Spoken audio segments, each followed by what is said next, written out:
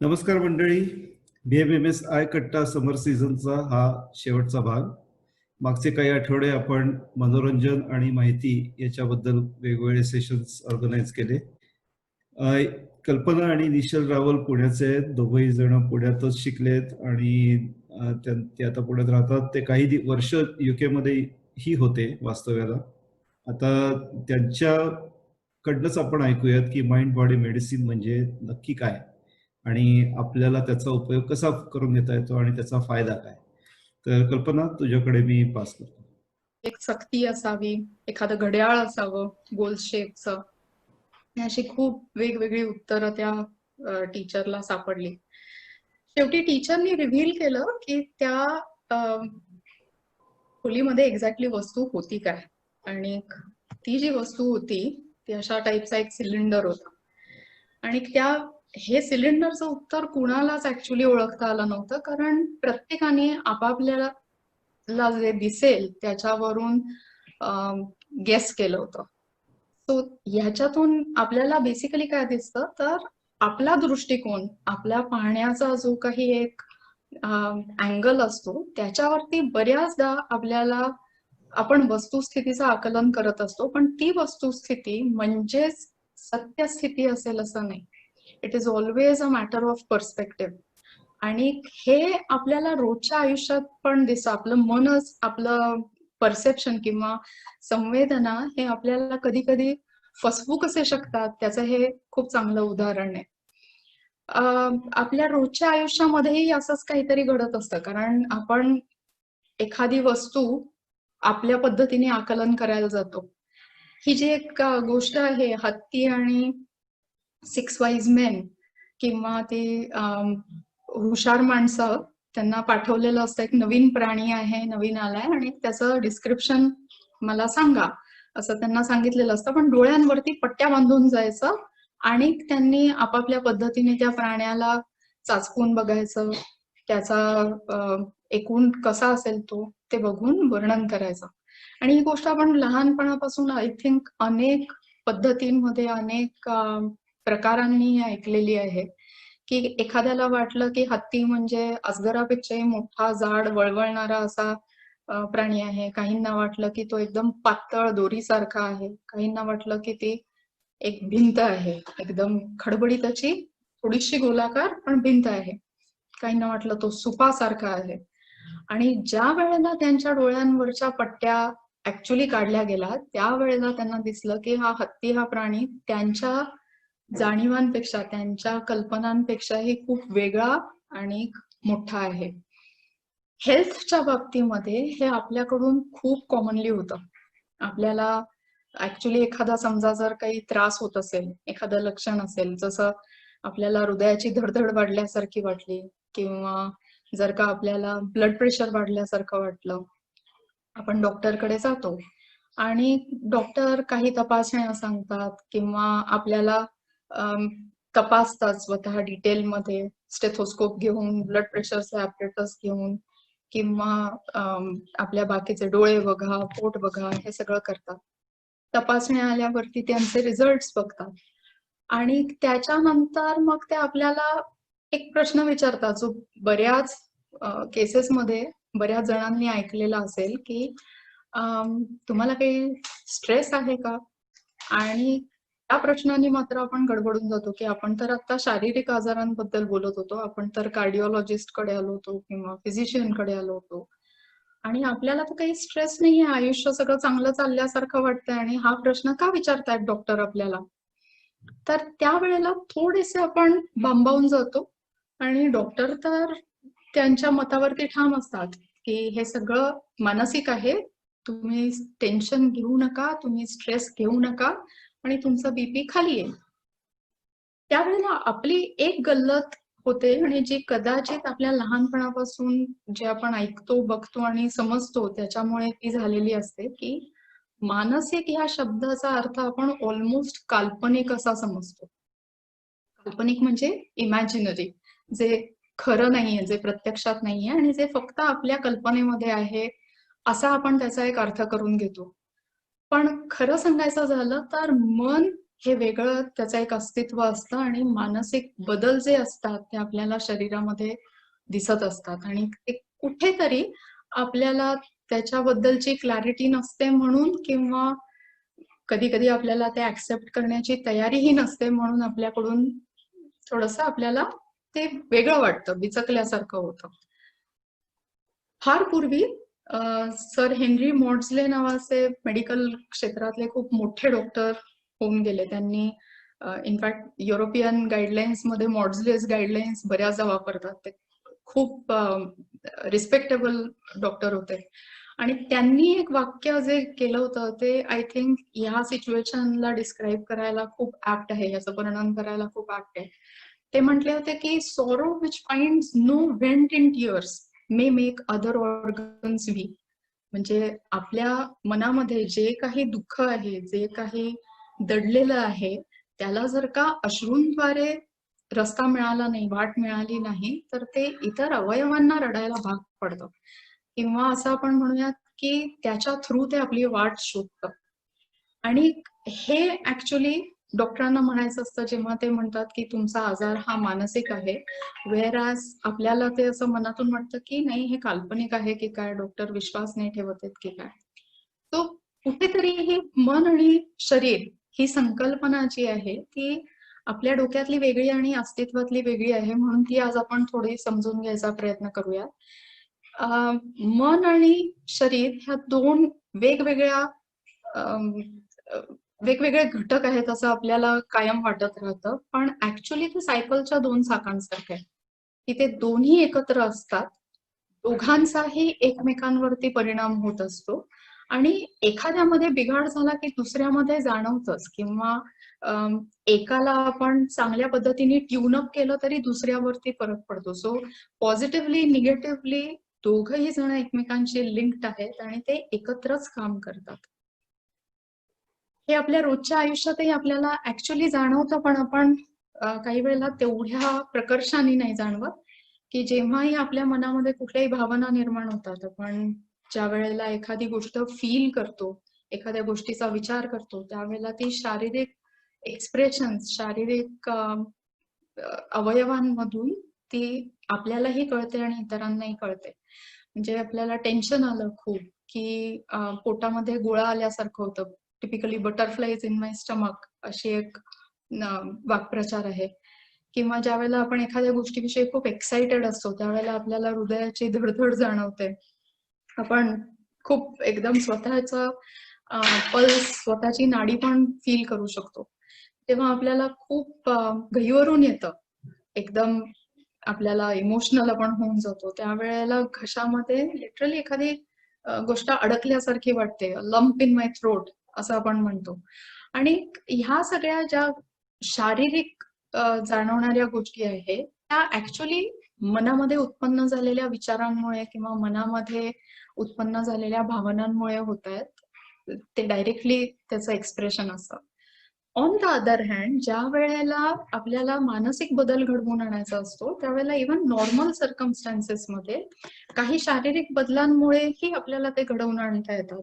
Especially ही trick actors वापरतात की एखादा सीन आहे ज्याच्यामध्ये खूप दुःख व्यक्त करायचं आहे, तर बऱ्याचशा ऍक्टर्स कडून आपण ऐकतो की ते काही काळ एकटे बसतात, थोडेसे असे स्लाउच करून किंवा बाक काढून बसतात, मनामध्ये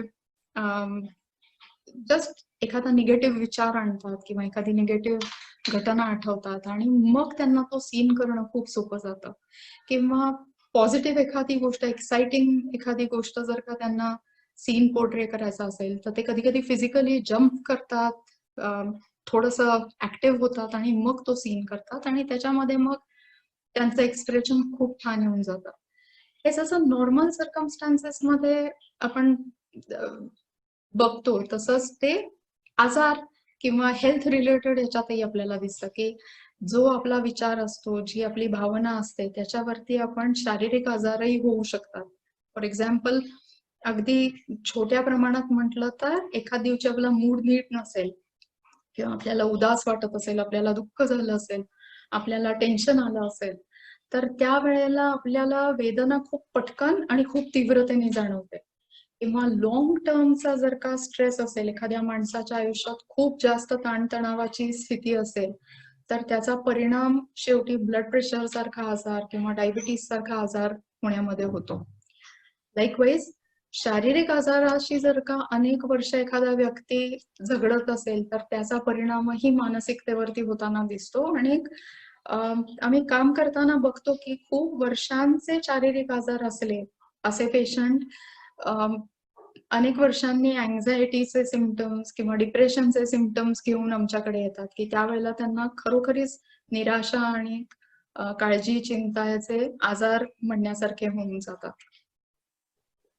2008 मध्ये ह्याच कारणामुळे अमेरिकन हार्ट असोसिएशनने त्यांच्या प्रॅक्टिशनर्ससाठी एक ॲडवायझरी काढली होती, की हे इतक्या कॉमनली आपल्याला दिसतं की मानसिक आजार, ताणतणाव किंवा डिप्रेशन आणि heart related problems, blood pressure, coronary heart disease किंवा हार्ट अटॅक्स याचं प्रमाण जे आहे त्याची लिंक खूप जास्त स्ट्रॉंग आहे.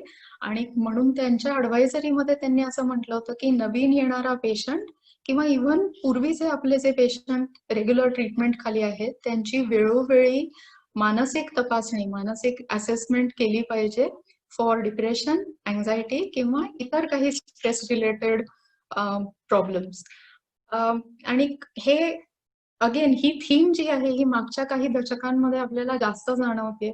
WHO ने पण 2017 मध्ये डिप्रेशन बद्दल बोलणं किंवा त्याचा अवेअरनेस वाढवणं गरजेचं आहे असं म्हटले होते. आणि त्यांचं असं म्हणणं होतं की ऑलमोस्ट 60 ते 90% डॉक्टर्स व्हिजिट्स, हे खूप शॉकिंग फिगर आहे पण ही ऍक्च्युली खरी फिगर आहे, की डॉक्टरांकडे जाणाऱ्या पेशंट्स पैकी ॲज मेनी ॲज 60 to 90% म्हणजे 3/4पेक्षाही जास्त लोकांना स्ट्रेस रिलेटेड प्रॉब्लेम्स असतात. आणि त्यामुळे हा भाग जो एरवी दुर्लक्षिला जात होता त्याच्याकडे लक्ष देण्याची गरज आता आपल्याला जास्त जास्त जाणवते. सो अगेन स्ट्रेस कुठल्या कुठल्या आजारांमध्ये त्याची लिंक प्रूव्हन आहे याची लिस्ट मी इथे लावली आहे आणि ती एवढी मोठी आहे आणि एव्हर इन्क्रीजिंग आपण म्हणू शकतो की ती वाढतच चालली आहे. पण यातले काही महत्वाचे आजार आहेत जे आपल्याला ओळखीचे आहेत, जे आपण ऐकतो, बघतो आणि त्याच्याशी स्ट्रेसची असलेली लिंक ही आपल्याला जाणून घेणं गरजेचं आहे. स्पेशली ॲस्थमा असू देत किंवा पचनसंस्थेची रिलेटेड आजार असू देत, ज्याला इरिटेबल बाउल सिंड्रोम म्हणतात किंवा क्रोन्स डिसीज म्हणतात, किंवा खूप long standing muscle pains, fibromyalgia म्हणतात, किंवा डायबिटीस असू देत किंवा skin related problems like eczema किंवा सोरायसिस असू देत. हार्टच्या प्रॉब्लेम्स बद्दल तर मी मगाशी बोललेच होते. प्लस झोप न येणं, पोटाच्या विकारांमध्ये अगेन आंबट ढेकरा आणि रिफ्लक्स होणं, ऍसिडिटी होणं, ओबेसिटी किंवा जाडी वाढणं, ह्या एवढ्या विविध प्रकारच्या आजारांमध्ये स्ट्रेसचा संबंध आहे. प्लस रिसेंटली असं त्यांना जाणवतंय की इन्फर्टिलिटीच्या केसेस आणि हॉर्मोनल प्रॉब्लेम्स जे दिसतात बायकांमध्ये आणि इव्हन पुरुषांमध्ये, त्याच्यामध्ये स्ट्रेसचा हातभार हा खूप मोठा आहे. या संदर्भात मला एक तुम्हाला छान एक्सपेरिमेंट सांगावा असं वाटतो की 1991 मध्ये इंग्लंडमध्ये खूप इंटरेस्टिंग त्यांनी प्रयोग केला की स्ट्रेस आणि शारीरिक आजार याची लिंक प्रूव्ह करूया या दृष्टीने. त्यांनी 400 लोकांना रॅन्डमली निवडलं, अनेकविध वयोगटातले, अनेकविध बॅकग्राऊंडचे, मेल्स, फिमेल्स सर्व प्रकारचे. आणि त्या लोकांना त्यांनी त्या 400च्या 400 लोकांना नाकामध्ये एक स्प्रेद्वारे फ्लूची वॅक्सिन्स फ्लूचे जंतू सोडले आणि डायरेक्टली ते जंतू इम्प्लांट केले असल्यामुळे त्यांना बघायचं होतं की किती लोक आजारी पडतात किंवा किती लोकांना फ्लूची लक्षणं दिसतात. इंटरेस्टिंगली या सगळ्या 400 लोकांचं त्यांनी सायकोलॉजिकल असेसमेंट आधी केलं होतं आणि त्यांना असं आढळलं की ज्या लोकांमध्ये मानसिक ताणतणाव होते किंवा जास्त प्रमाणात होते त्याच लोकांना इन्फेक्शन झालं. बाकीचे लोक जरी जंतू नाकामध्ये त्यांच्या प्लांट केले असले तरी सुद्धा आजारी पडले नाहीत. त्यांची प्रतिकार शक्ती त्या जंतूंचं निराकरण करायला पुरेशी होती आणि त्यांना अजिबात लक्षणं दिसली नाहीत, इन्फेक्शन झालं नाही. अगेन ही गोष्ट आत्ताच्या या कोरोनाच्या साथीमध्ये पण आपल्याला दिसते की अनेक घरांमध्ये जे पेशंट सापडतायत त्याच्यामध्ये सगळ्या फॅमिली मेंबर्सला इन्फेक्शन होत नाहीये. त्यातले 1-2 जणांना इन्फेक्शन होतं आणि बाकीचे लोक कम्प्लिटली त्या इन्फेक्शन पासून दूर राहतात. त्यांच्या सर्व टेस्ट निगेटिव्ह येतात. तर हे का? ह्याच्या मागचं कारण असं आहे की कदाचित काही लोकांमध्ये ती स्ट्रेस लेवल ही जास्त आहे आणि काही लोकांमध्ये कमी आहे. आणि हा फिजिकल असू देत किंवा मेंटल स्ट्रेस असू देत, पण तो कारणीभूत होतोय की आपली प्रतिकारशक्ती कमी होऊन आपल्याला इन्फेक्शन दिसतंय. तर हे कसं काय होतं हे दाखवणारी ही एक स्लाइड आहे. थोडीशी कॉम्प्लिकेटेड आहे, पण ऍक्च्युली असे अनेकविध वाटा आहेत, अशा अनेकविध रूट्स आहेत की ज्याच्या थ्रू स्ट्रेस आपल्या प्रतिकारशक्तीवरती, आपल्या शरीरातल्या विविध अवयवांवरती असर करत असतो, परिणाम करत असतो. त्यातल्या महत्वाच्या 2 सिस्टीम्स म्हणायच्या झाल्या तर एक आहे ती आपली हॉर्मोनल सिस्टीम आणि त्याच्यामुळे इन्सुलिन प्रोडक्शन वरती परिणाम होतो, स्टिरॉइड प्रोडक्शन वरती परिणाम होतो, स्टिरॉइड्स वाढतात, थायरॉइड हॉर्मोन्स वरती परिणाम होतो. दुसरी जी सिस्टीम आहे त्याला आम्ही सिम्पथेटिक नर्वस सिस्टीम म्हणतो. ती ऑटोनॉमिक नर्वस सिस्टीमचा एक भाग आहे आणि त्याच्यामुळे मेनली हार्ट आणि रक्तवाहिन्या याच्याशी रिलेटेड काही बदल होतात आणि ऍज अ रिझल्ट आपल्याला त्याचे परिणाम ह्या स्ट्रेसमुळे होताना दिसतात. हे जे सगळं चित्र आहे ते आपण ह्या सिस्टीम्स मध्ये बघायला गेलो तर विविध ऑर्गन्स वरती आपल्याला त्याचा परिणाम होताना दिसतो. म्हणजे मेंदूमध्ये सिम्पटम्स दिसतात की अँझायटी होते, डिप्रेशन होतं, चिडचिडेपणा येतो किंवा डिसिजन मेकिंग अवघड होतं. कार्डिओव्हॅस्क्युलर म्हणजे हार्ट रिलेटेड प्रॉब्लेम्स असू देत किंवा सांधे असू देत, प्रतिकारशक्ती. एस्पेशली त्यांना असं दिसलंय की स्ट्रेस आणि पोट म्हणजे ब्रेन आणि गट हे कनेक्शन तर खूप जास्त स्ट्रॉंग आहे आणि पचन संस्थेचे विकार हे खूप जास्त प्रमाणात मेंदूतल्या बदलांमुळे किंवा मानसिक बदलांमुळे होताना दिसतात. अपचन असू देत किंवा कॉन्स्टिपेशन असू देत किंवा अब्सॉर्प्शन रिलेटेड प्रॉब्लेम्स असू देत किंवा पोटात जस्ट फुगल्यासारखं वाटणं आणि एक अनकम्फर्ट असणं हे असू देत, ते तिथपासून इरिटेबल बावेल सिंड्रोम जो मगाशी मी ज्याचा उल्लेख केला ते असू देत, असे विविध प्रकारचे आजार आपल्याला स्ट्रेसमुळे होऊ शकतात. पण स्ट्रेस हा जो शब्द आहे तो एवढा वाईट आहे का? तर मेडिकली स्पीकिंग मला एक तुम्हाला खूप त्याची व्याख्या सांगावीशी वाटते की स्ट्रेसचा मेडिकल क्षेत्रातली जी पहिली व्याख्या आम्हाला शिकवली होती ती अगदी सिंगल छोटीशी सोप्या लाईनची आहे. स्ट्रेसचा अर्थ काय? तर एखाद्या जीवाच्या, जो कोणी सजीव आहे, जिवंत आहे, त्याच्या अंतर्गत किंवा बाह्य परिस्थितीमध्ये झालेला बदल याचा अर्थ स्ट्रेस. आणि तो एक नॉर्मल घटना आहे. म्हणजे मी नॉर्मल एवढ्यासाठी म्हणते की इव्हन टेम्परेचर मध्ये झालेला बदल, हवामानात झालेला बदल, आपल्या खाण्यापिण्यामध्ये झालेला बदल, आपल्या झोपेच्या टायमिंग मध्ये झालेला बदल, हेही आपल्यासाठी स्ट्रेसेसच असतात. पण नॉर्मली काय होतं की ह्या सगळ्या स्ट्रेसेसला आपलं शरीर आणि मन दोन्ही त्याच्यावरती आपल्या आपण उपाययोजना करतात आणि त्याच्यातून बाहेर पडायचा मार्ग शोधत असतं. फॉर एक्झाम्पल जर का खूप उकाडा वाढला तर आपल्याला घाम येतो आणि आपलं बॉडी टेम्परेचर कमी केलं जातं किंवा थंडी वाजायला लागली तर आपण शिवर करतो आणि आपल्या शरीरामध्ये ऊर्जा उत्पन्न होते आणि आपली थंडी निघून जाते. तर हे सगळ्या उपाययोजनांमुळे फायनली आपण कॉन्फिडंट फील करतो की छोटी मोठी जी काही आपल्या आजूबाजूला बदल होतील त्याच्यावरती आपण वी कॅन ओव्हरकम देम, आपण त्याच्यावरती मुकाबला करून पुढे जाऊ शकतो. तो ऑप्टिमल स्ट्रेस जर का असेल तर तो चांगला समजला जातो. खूप कमी असला तर तो काही वेळेला आपल्याला डिमोटिवेटेड आणि आळशी बनवतो. खूप जास्त असला तर तो आपल्याला खूप सैरभैर करून टाकतो आणि कधी कधी अँझायटी किंवा पळ काढणे, डिप्रेशन येणे हे होऊ शकतं. पण राईट स्ट्रेस असणं हे ऍक्च्युली आपल्या ग्रोथसाठी किंवा आपल्या ऍज अ पर्सन वाढीसाठी हे खूप परफॉर्मन्ससाठी खूप चांगलं समजलं जातं. जेव्हा हा एका लिमिटच्या बाहेर जातो त्यावेळेला मात्र आपल्याला हे लक्षणं दिसायला लागतात. अगेन मगाशी मी दाखवलं तसं शारीरिक लक्षणं, मानसिक लक्षणं, वर्तणुकीतली लक्षणं आणि भावनिक विश्वातली लक्षणं. मेनली कॉन्फिडन्स कमी होणं, खूप चिंता वाढायला लागणं, डिसिजन मेकिंग मध्ये अवघड होणं, ब्रीदिंगच्या डिफिकल्टीज वाढणं, किंवा काही लोकांना व्यसनांकडे कल त्यांचा झुकण्याचं प्रमाण वाढणं, एकटेपणा वाढणं, झोप न येणं, ही त्याची विविध प्रकारची लक्षणं आपल्याला दिसतात. मोस्टली आपल्याला याच्यामध्ये मगाशी ते कॉमन कोल्डचं जसं मी सांगितलं, फ्लूचं, तसं पटकन इन्फेक्शनला आपण बळी पडणं रिपीटेडली, एस्पेशली सर्दी खोकला जर का फार फ्रिक्वेंटली होत असेल तर ते आम्ही म्हणतो is a very good indicator of high stress in a persons life. आणि या स्ट्रेसचं मी मगाशी म्हटलं तसं की जेव्हा डॉक्टर आपल्याला विचारतात तुम्हाला काही स्ट्रेस आहे का, तर आपण पटकन नाही म्हणतो, कारण आपल्या डोक्यामध्ये अशा काही मोजक्या घटना असतात की ज्या आपण समजतो निगेटिव्ह घटना असतात की ज्या आपण समजतो ज्या स्ट्रेसफुल असतात. म्हणजे फॉर एक्झाम्पल जॉबमध्ये काही प्रॉब्लेम आहे, किंवा घरामध्ये काहीतरी भांडणं चालू आहेत, किंवा एखाद्या व्यक्तीचा मृत्यू झालाय, किंवा डिव्होर्स झालाय, किंवा खूप कोणीतरी आजारपण चालू आहे आणि त्यांची काळजी आपल्याला घ्यायला लागते. या निगेटिव्ह गोष्टींचा आपल्या मनामध्ये पटकन विचार येतो आणि म्हणून आपण त्याला उत्तर देतो की नाही, मला काही स्ट्रेस नाहीये.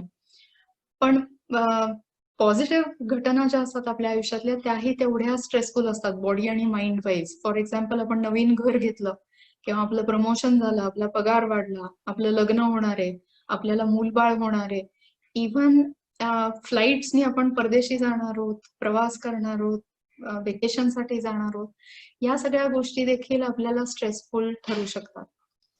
अलॉंग विथ दॅट ह्या घटना आपण मोजक्या म्हणू शकतो किंवा त्या दिसणाऱ्या घटना आहेत, पण रोजच्या आयुष्यामध्ये काही छोट्या छोट्या गोष्टी घडत असतात आणि त्याही हळूहळू हळूहळू करून आपला स्ट्रेस वाढवत असतात. फॉर एक्झाम्पल आपल्या कामाचे तास खूप जास्त बिझी असणं, किंवा फायनान्शियल काही डिफिकल्टीज असणं, लहान मुलं किंवा फॅमिलीच्या रिस्पॉन्सिबिलिटीज ज्या दैनंदिन आपल्या असतात त्याचा ताण हळूहळू वाढत जातो, किंवा मानसिकदृष्ट्या अंतर्गत आपल्या जे काही असतात त्यातल्या काही विषयांमध्ये ओव्हर थिंकिंग करणं हे एक महत्वाचं स्ट्रेस वाढवणारं घटक आहे, किंवा परफेक्शनिस्ट असण्याचा प्रयत्न करणं, किंवा आपल्याला सगळ्या गोष्टी बेस्ट जमल्या पाहिजेत अशी एक जी आपली आणि इतरांची आपल्याकडून अपेक्षा असते ती स्ट्रेसफुल होऊन जाते.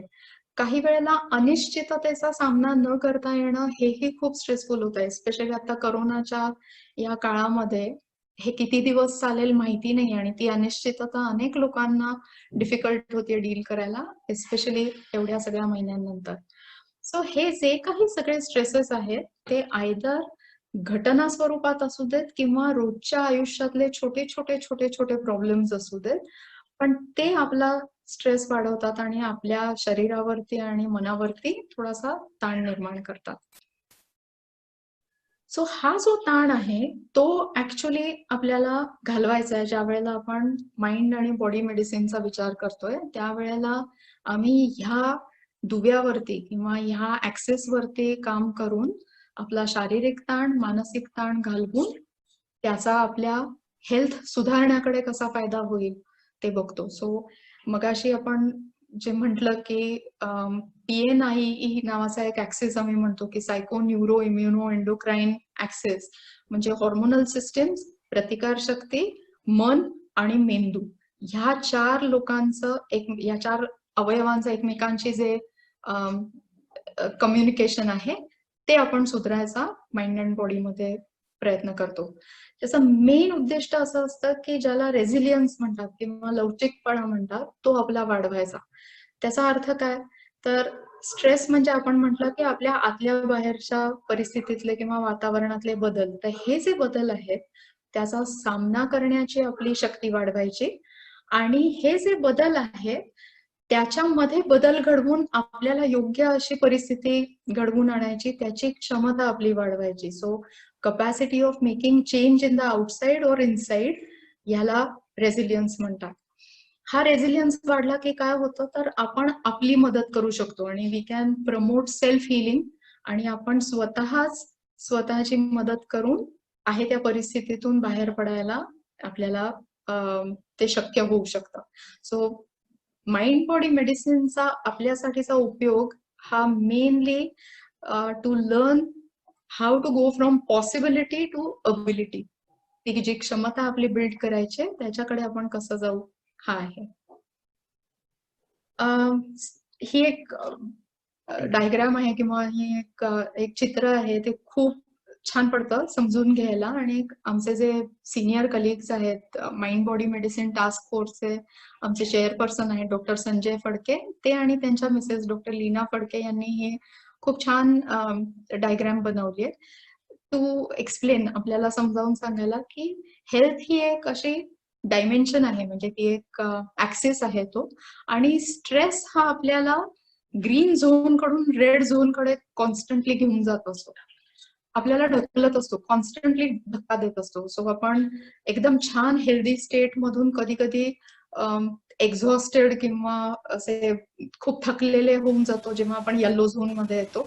त्याच्यानंतर ऑरेंज झोन मध्ये जेव्हा आपण जातो त्यावेळेला आपल्याला आजार डिटेक्ट होतो, म्हणजे नवीन नवीन ब्लड प्रेशर, डायबिटीज किंवा काही कुठलेही आजार आपल्याला जे जाणवतात स्ट्रेस रिलेटेड, ते आपल्याला दिसायला लागतात. आणि त्याच्या पुढची स्टेप असते ती म्हणजे त्या आजाराचे कॉम्प्लिकेशन्स आपल्या शरीरामध्ये दिसायला लागतात. पण माइंड बॉडी मेडिसिन काय करतं की ते ह्या कुठल्याही फेज मध्ये आपल्याला उपयोगी पडतं, not just for healthy people, पण इव्हन कॉम्प्लिकेशन्स असतील तरी त्या स्टेट मधून ती कॉम्प्लिकेशन्स जातील अशा ऑरेंज झोन मध्ये आपण कसे येऊ, किंवा त्या ऑरेंज मधून आपण येल्लो झोन मध्ये कसे येऊ, आणि येल्लो झोन मधून फायनली ग्रीन झोन मध्ये म्हणजे एकदम हेल्दी कसे होऊ, हे आपल्याला ते महत्वाचं पडतं. ह्या माइंड बॉडी मेडिसिन टेक्निक्सचा नो डाऊट सगळ्यात जास्त फायदा हा येल्लो झोन मधल्या लोकांना होतो, की ज्यांना अजून आजाराचं निदान नाहीये झालेलं, पण त्यांच्यामध्ये छोटी छोटी लक्षणं आता दिसायला लागली आहेत की जी स्ट्रेसमुळे म्हणजे स्ट्रेसच्या एकत्रीकरणामुळे किंवा पायलिंग अपमुळे आपल्याला दिसतात. त्याला आम्ही ॲलोस्टॅटिक लोड म्हणतो. सो ह्या कारणांसाठी माइंड बॉडी मेडिसिन आपण आता जास्त उपयोगाला आणतोय आणि ते सगळ्यांसाठी ऍप्लिकेबल आहे.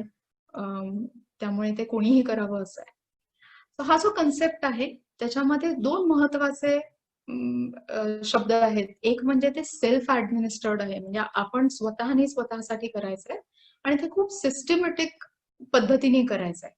आणि अगेन ह्या माइंड बॉडी मेडिसिनची जी काही टेक्निक्स आहेत ती काय आपण एक गोष्ट सोडून द्या आणि मगच ही घ्या असं म्हणत नाही, ती आपण इंटिग्रेटेड अप्रोच म्हणतो. म्हणजे तुमची ऑलरेडी काही औषधं चालू असतील, ऑलरेडी काही उपचार पद्धती चालू असतील, तुम्ही ऑलरेडी काही कोर्स ऑफ ऍक्शन करत असाल, त्याला जोड म्हणून आणि त्याच्या बरोबरीने करता येण्यासारख्या यातल्या बऱ्याचशा गोष्टी आहेत.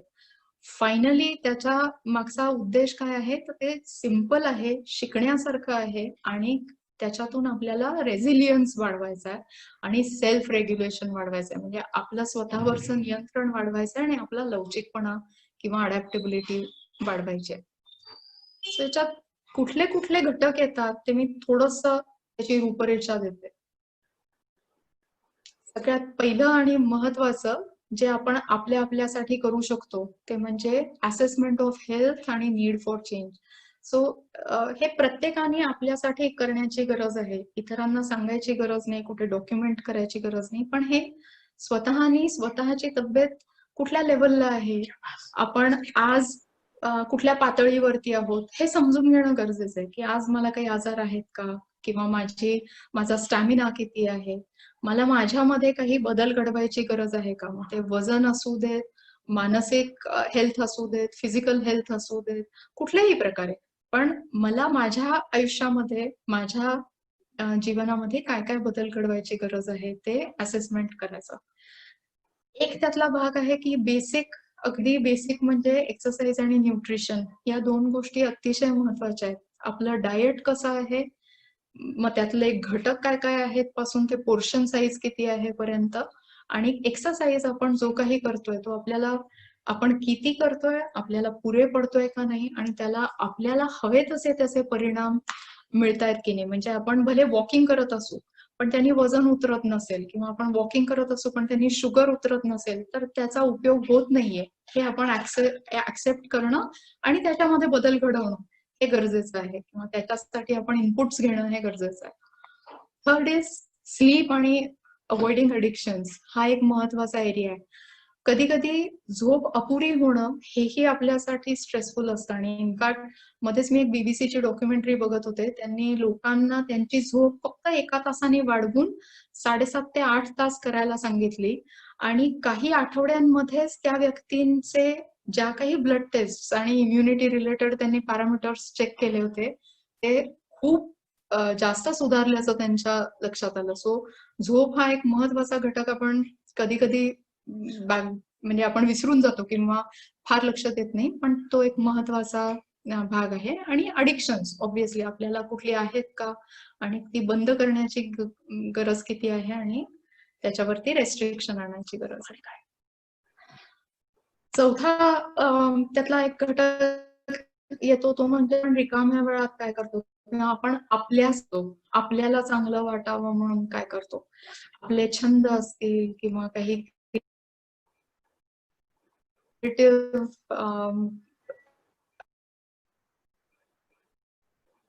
आपण या दरम्यान काही प्रयत्न करतोय का आणि त्याला ते कितपत अगेन आनंद देतंय ते आपल्याला जाणून घेणं गरजेचं असतं.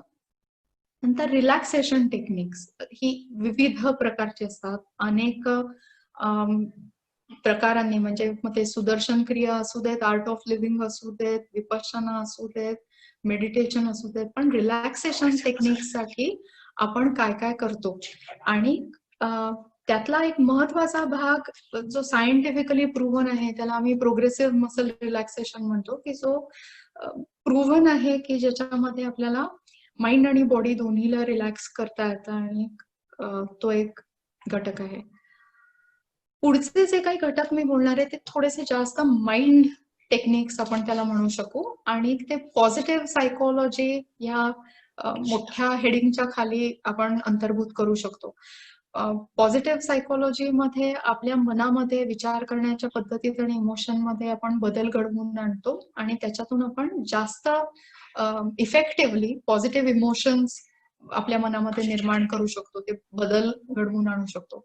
त्यातली काही टेक्निक्स जे आहेत ती अगेन आपल्याला पटकन शिकता येतात, खूप सोपी आहेत, पण शिकलो की आपण ती स्वतःवरती वापरून त्याच्या योगाने आपल्यामध्ये बदल घडवून आणू शकतो.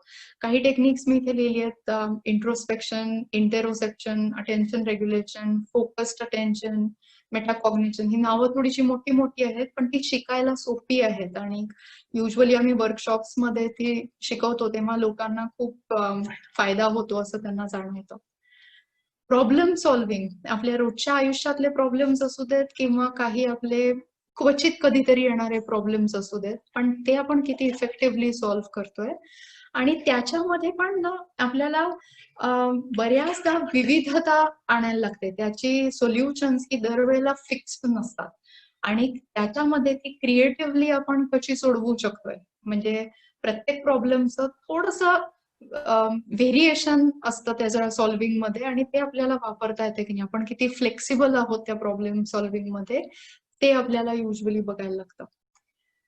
योगा आणि मेडिटेशन हे महत्वाचं आहे अगेन, पण योगाच्या बाबतीत एक खूप कॉमन गैरसमज आहे की योगा हा शारीरिक व्यायाम म्हणून समजला जातो आणि बऱ्याचशा चॅनल्स वरती आपण बघतो किंवा बऱ्याचशा क्लासेस मध्ये आपण बघतो की योगा आणि मेडिटेशन हे एक्सरसाइज म्हणून वापरले जातात. पण ऍक्च्युली जे आपलं एन्शंट योगा आहे त्याच्यामध्ये त्यांनी असं सांगितलंय की त्याचा परिणाम हा आपल्या फ्रंटल लोब, म्हणजे हा जो पुढचा मेंदू असतो त्याचा ब्लड फ्लो वाढवण्यासाठी झाला तरच ते इफेक्टिव्ह योगा असतं. किंवा ते युजली FMRI म्हणून जे एक टेक्निक आहे, फंक्शनल MRI, त्याच्यामध्ये ते सिद्ध झालंय की जर का त्या भागाला, त्या मेंदूला जर का ब्लड फ्लो चांगला झाला तर ते मेडिटेशन असू देत किंवा योगा असू देत ते इफेक्टिव्ह रिलॅक्सेशनच्या दृष्टीने किंवा स्ट्रेस हँडलिंगच्या दृष्टीने मानलं जातं. आपण जे क्लासेसमध्ये योगासनं शिकतो त्या योगासनांचा फायदा हा लवचिकपणा वाढायला किंवा थोडंसं आपण म्हणू की मसल स्ट्रेंथ वाढायला होऊ शकतो किंवा ते कार्डियक एक्सरसाइज म्हणून मानलं जातं आणि ते व्यायाम या प्रकारात येतं. पण ते ऍक्च्युली योगाचे जे स्ट्रेस हँडलिंग साठीचे जे इफेक्ट्स आहेत ते त्याच्यामध्ये दिसत नाहीत. ते जसं तुम्ही पळाल, सायकल चालवाल तसेच इफेक्ट्स त्या योगामध्ये दिसतात. व्हेअरएज आम्ही असं बघितलंय की काही योगासनं इव्हन मॉडिफाईड असली तरी सुद्धा जर का ती योग्य पद्धतीने केली आणि जे आम्ही वर्कशॉप्स मध्ये शिकवतो ते जर का योग्य पद्धतीने केली, योग्य फोकस ठेवून केली तर त्याचा फायदा आपल्याला हे मी मगाशी म्हटलं तसं फ्रंटल लोबचं ब्लड फ्लो वाढवायला होऊ शकतो. अलॉंग विथ दॅट एक महत्वाचा एरिया आहे की मिनिंगफुलनेस आपल्या आयुष्यामध्ये आपल्याला जे काही करतोय त्याच्यात आपलं उद्दिष्ट काय आहे, आपण का जगतोय, कशासाठी जगतोय, एखादी ऍक्टिव्हिटी का करतोय आणि ती जर का आपली मन लावून केली गेलेली असेल किंवा ती मनापासून होत असेल तर आपल्याला ज्याला आता एक नाव आहे फ्लो एक्सपिरियन्स, म्हणजे आपण त्याच्यामध्ये कम्प्लिटली रममाण होऊन तल्लीन होऊन त्याच्यामध्ये जर का ते काम करू शकत असू तर त्याचा खूप फायदा होतो आपला स्ट्रेस लेवल कमी करायला. आणि तो फ्लो एक्सपिरियन्स जो असतो तो इव्हन नॉर्मल आयुष्यामध्ये आपल्याला कधी कधी येतो, आपल्या नकळत येतो. जसं खूप छान जर का एखादं पुस्तक वाचत असू तर त्यावेळेला आजूबाजूला कोणी हाक मारलीये किंवा कोणी बोलावलंय आपल्याला कळत नाही.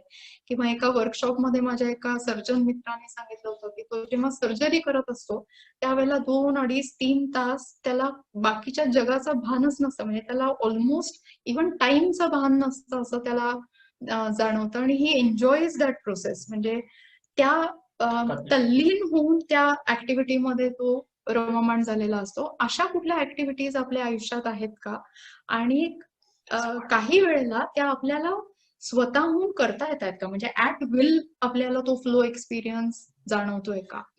हे सगळं जे घटक आहेत ते शेवटी आपल्याला एक कम्प्लीट मॅन होण्यासाठी किंवा कम्प्लीट बीइंग होण्यासाठी आणि बॅलन्स गाठण्यासाठी उपयोगाचे ठरतात. की जिथे आपलं शरीर आणि मन हे एकमेकांशी वेल ट्यून्ड असतं आणि ते दोघही जण बॅलन्ससाठी काम करतात किंवा इक्विलिब्रियम साठी काम करतात. आणि इक्विलिब्रियम या शब्दाचा अर्थ आहे की ते सगळ्यात स्टेबल असं स्ट्रक्चर असतं की ज्याच्यामध्ये डागडुग व्हायला चान्स खूप कमी असतो. सो हे सगळे जे काही घटक बोलले मी त्याच्यातले काही गोष्टी आपण करत असतो, काही गोष्टी आपण आता कळल्यावरती करायलाही लागू. आणि त्याच्यामध्ये फक्त एक गोष्ट लक्षात ठेवण्यासारखी अशी आहे की आपण थोड्या प्रमाणात करतो, पण कधी कधी जसं एक्सरसाइज करताना आपण पळतोय पण राईट टेक्निक येण्यासाठी किंवा त्याचा इफेक्टिव्ह व्यायाम म्हणून वापरण्यासाठी जसं आपण ट्रेनर किंवा कोचला कन्सल्ट करतो किंवा जसं जिम मध्ये गेल्यावरती ट्रेनरला आपण कन्सल्ट करतो, तसं या बाबतींमध्ये माइंड बॉडी मेडिसिन एक्सपर्ट्स आपल्याला मदत करू शकतात. जिथे पण आपण अडकू किंवा जिथे पण आपल्याला असं म्हणू की आपण एक स्टॅटिक लेवल येते, सॅच्युरेशन पॉइंट येतो, त्यावेळेला आपल्याला त्याची मदत घेता येते. आपल्याला त्याच्यातले काही व्हेरिएशन्स शिकता येतात, त्याच्यातले काही टिप्स आणि टेक्निक्स कळतात की ज्याच्यामुळे आपण पुढे प्रगती करू शकतो. आणि ह्या सगळ्याचा जो काही हे काम आहे ते आम्ही युजली आमच्या माइंड बॉडी मेडिसिन या फील्डमध्ये करतोय.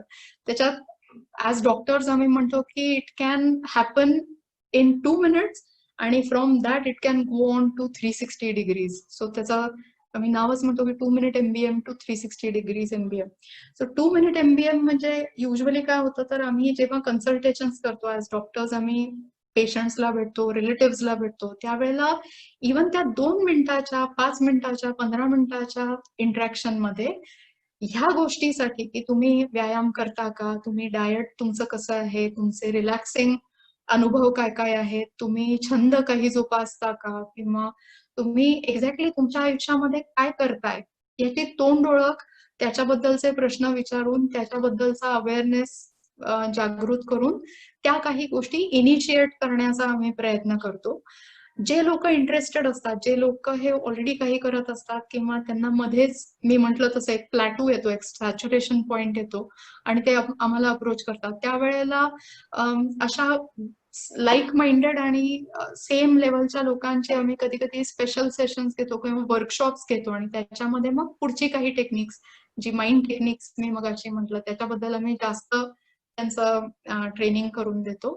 आणि काही लोक ही त्याच्या पुढे जाऊन आणखीन स्पेशली आपण म्हणू की 1-to-1 सेशन्स त्यांना लागतात. कारण जसं अगेन मी मुद्दाम खेळाचं किंवा एक्सरसाइजचं उदाहरण देईन. शाळेमध्ये शिकवतात तो 2 मिनिट MBM सारखा खेळ असतो. जे लोक प्रोफेशनली खेळायला शिकायला जातात ते मे बी वर्कशॉपमध्ये शिकल्यासारखे असतात. आणि काही लोक जे प्रोफेशनल होऊन जातात त्यांना मात्र स्पेशल कोच आणि स्पेशल ट्रेनर युजली मदत करतात की ते त्याच्या पुढची लेवल कशी अचीव्ह करू शकतील. सो हे बऱ्यापैकी सर्व लेव्हल्सला शक्य आहे आणि सर्व लेव्हल्सला केलं जातं. आणि आय थिंक त्याचा तेवढाच आपल्याला फायदा दिसतो. ह्या दृष्टीने सॉरी एक महत्वाचा म्हणजे स्पेशल सेशन्स जी आहेत, म्हणजे आता इव्हन आपलं जे इंट्रोडक्टरी सेशन चालू आहे ते याच कारणाने आम्ही अरेंज केलं की त्याचा आपल्याला पुढच्या तर क्रिएट होईलच, आपली एक असेसमेंट होईल आणि आपल्याला पुढची काय काय गरज आहे ते बघून आपल्याला त्याच्यावरती वर्कशॉप अरेंज करता येऊ शकतं किंवा आपल्याला एकत्र काही वेगळी टेक्निक्स शिकायला मिळतील. या दृष्टीने आम्ही ज्या टास्क फोर्सचे मेंबर आहोत, एक इंडियन सायकियाट्रिक सोसायटीने एक माइंड बॉडी मेडिसिनचा टास्क फोर्स निर्माण केला. ऑलमोस्ट 2 वर्ष होत येतील आता त्याला. आणि त्या जानेवारी 2019 पासून आम्ही बऱ्याचशा ऍक्टिव्हिटीज या दृष्टीने केल्या. मग त्या मेंटल हेल्थ प्रोफेशनल्स जे सायकियाट्रिस्ट आहेत स्पेशली त्यांच्यासाठी बँगलोरमध्ये 2 दिवसाचं वर्कशॉप केलं, किंवा योगा प्रोफेशनल्स साठी आम्ही 1-2 वर्कशॉप्स केली, पेशंट्स साठी वर्कशॉप्स केली. त्याच्या बरोबरीने इंटरनॅशनल सिम्पोजियम आता मागच्या वर्षी म्युनिक मध्ये झालं. इंटरनॅशनल कॉन्फरन्स एक होल्ड केली की अनेकविध ब्रांचेस एकत्र येऊन स्पेशली एंडोक्रायनॉलॉजी, डायबिटीज आणि म्हणजे हॉर्मोनल चेंजेसचे एक्सपर्ट्स आणि सायकियाट्रिस्ट एकत्र येऊन ह्या फील्डमध्ये जास्त काम कसं करू शकतील. सो हे विविध लेवल्सला आणि विविध प्रकारे आपलं काम चालू आहे. या सगळ्याचा अगेन करण्याचं उद्दिष्ट शेवटी एकच आहे. All we want is a healthy mind in a healthy body. आणि unless one is healthy the second can't be healthy. म्हणून आपल्याला माइंड आणि बॉडी हे सेपरेट न करता त्यांना एकत्र घेऊन त्यांची योग्य ती सांगड घालून आपल्याला कसं पुढे जाता येईल आणि जास्त हेल्दी बनता येईल ते बघणं हे गरजेचं आहे. It is all that we want to achieve. मी सगळ्यांचे आभार मानते की तुम्ही इतक्या पेशंटली हे सगळं ऐकलत. आणि आता तुमचे काही क्वेश्चन्स असतील, तुमच्या काही शंका असतील तर त्या आपण त्याला आन्सर करूयात.